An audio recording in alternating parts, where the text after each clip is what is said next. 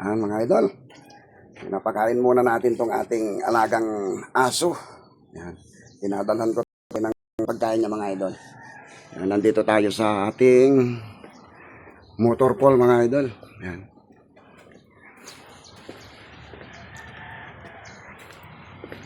Dito tayo nag-i-in tuwing umaga mga idol sa motor pool. Yan. Magpapakain din tayo ng alaga nating manok. May mga alaga din tayong manok mga idol, mga sisiw pa lang.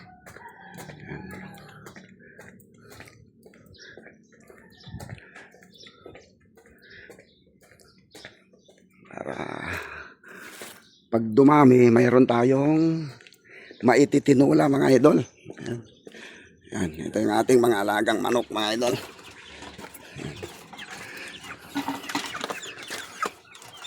Nag-aalaga tayo ng manok mga idol para at least mayroon tayong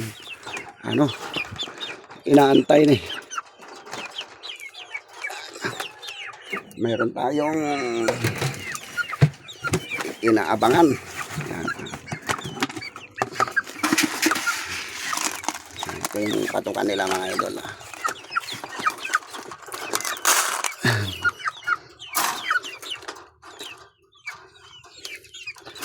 Para kahit papaano mayroon tayong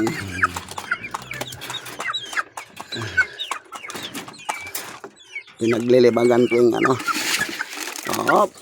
doon ay guys, ayun na nga pasok na, pasok yan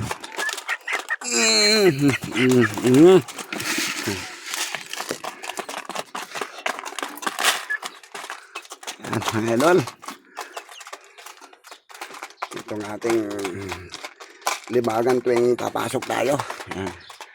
Ito yung ating mga mga idol. Malapit na tayo magtanim ng gulay dito. Ayan. Itong gabi natin, malapit na tayo mag-harvest ng mga dahon-dahon niya. Okay.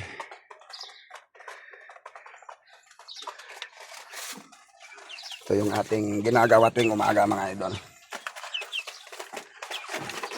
Nagpapakain ng ating mga alaga.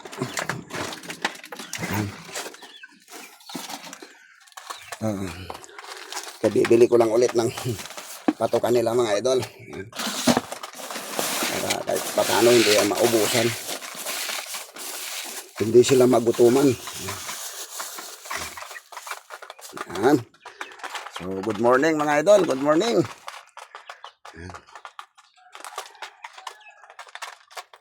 Yan ang ating mga alaga.